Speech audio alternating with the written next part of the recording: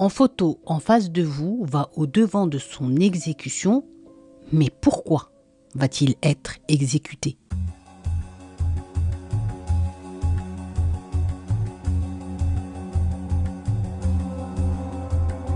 Donc cette histoire, elle s'est passée au Koweït. On a un jeune couple, ça fait pas si longtemps que ça, qui se sont mariés et au bout de quelques mois, la femme va tomber enceinte. Donc ils étaient contents de devenir parents. Il faut savoir que la jeune femme étudiait encore, elle était à l'université et lorsqu'elle va accoucher, eh bien elle va beaucoup, la pauvre, devoir couper son temps entre son bébé, ce qui est normal, mais aussi entre ses études et ce qui va bientôt, eh bien plus laisser trop de place dans sa vie à son mari. Un jour, le mari, il va aller voir cette jeune femme et il va lui dire, écoute, on passe plus de temps ensemble, tu t'occupes plus de moi comme tu le faisais au début, quand il n'y avait pas la petite, nanani, nanana, donc tu sais quoi, j'ai décidé eh bien, que je vais prendre une deuxième femme.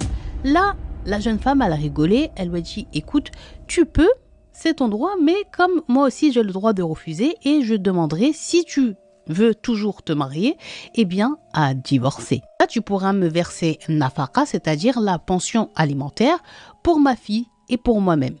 Mais là, l'homme, dans sa tête, il a fait un 360 et il était hors de question, eh bien, qu'il donne 1 euro à sa fille ou à sa femme. Donc, le gars, il va devenir enragé et il va se mettre à penser à une stratégie qui allait faire que la jeune femme, elle va partir sans rien demander, pas de pension alimentaire, rien du tout. Et là, il réfléchit et regardez l'idée diabolique qu'il va avoir. Il décide d'aller voir son meilleur ami et de lui dire, écoute, j'ai besoin de toi. Son meilleur ami lui dit à quoi ? Il lui dit, écoute, tu sais quoi, je veux que tu agresses ma femme de manière, vous savez laquelle, et pas que ça, que tu la filmes durant que tu es en train de lui faire la chose, et ensuite, comme ça, je pourrais avoir un moyen de pression sur elle et elle va partir sans rien me demander. S'il te plaît, fais ça pour moi, fais ça pour moi, fais ça pour moi.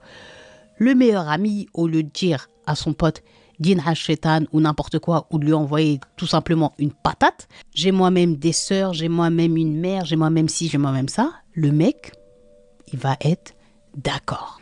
Il lui envoie un message le mari le matin à son pote, il dit, écoute, je vais laisser la clé à tel endroit, tu ouvres la porte de l'appartement, tu rentres, tu fais ce que tu as à faire, surtout n'oublie pas de bien placer la caméra et après tu pars.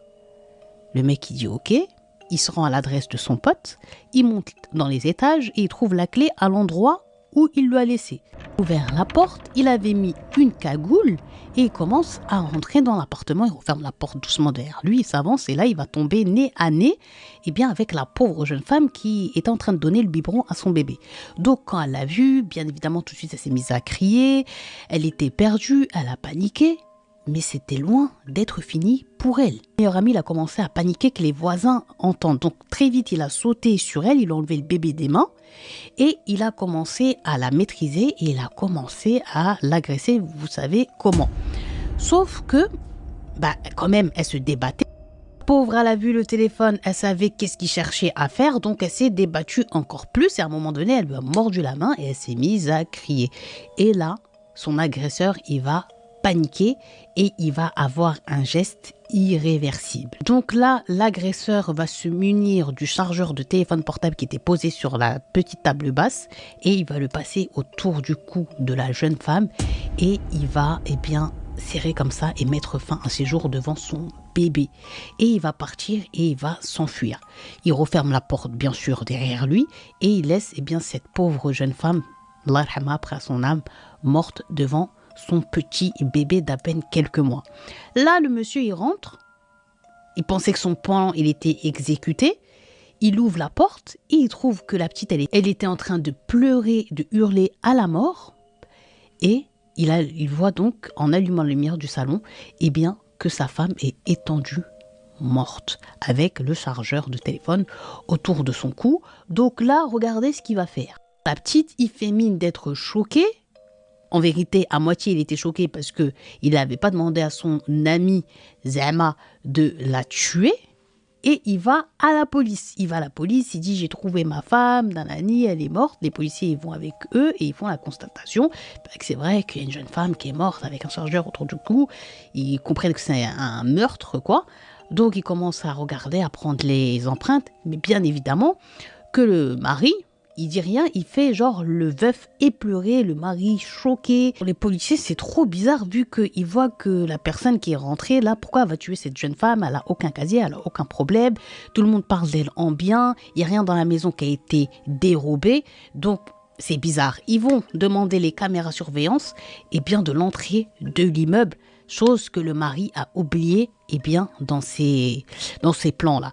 Et ils vont voir un homme qui est rentré avec un masque sur le visage, mais quand il a quitté, avec, je pense, l'adrénaline qu'il a eu, il l'avait baissé et ils ont pu prendre son visage et il était déjà dans les données de la police. Donc ça a été très vite pour eux de l'appréhender et maintenant ils voulaient savoir pourquoi il a tué cette femme.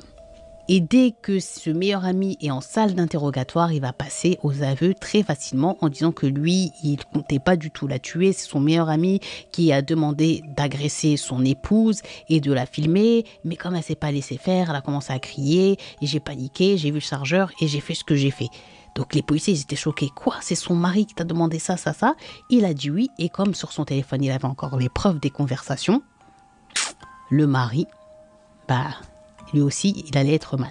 Salle d'interrogatoire, le mari, il finit aussi par craquer et par avouer, mais par dire que lui, il voulait pas du tout qu'elle meure et surtout pas dans des conditions pareilles, que à côté de sa fille, tatati, tatata, qu'il était désolé.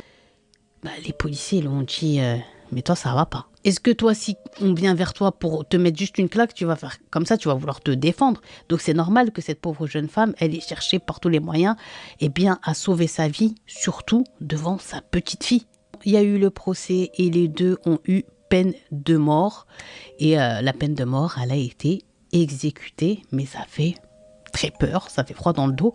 Et l'image de la maman, de cette maman, Allah yarhamha, père son âme, qui est morte devant les yeux de sa petite fille, franchement, c'est horrible. Donc la petite fille vit avec ses grands-parents maternels, toute sa famille maternelle. Ils ont coupé tous les liens avec la famille côté du papa. Donc voilà, c'est chaud, ça fait trop mal au cœur pour cette petite qui va grandir malheureusement orpheline. On fait des invocations pour l'âme de cette pauvre maman. Ça devait tellement être horrible à chercher à se défendre pour pas mourir et pour survivre et surtout aussi survivre pour sa fille.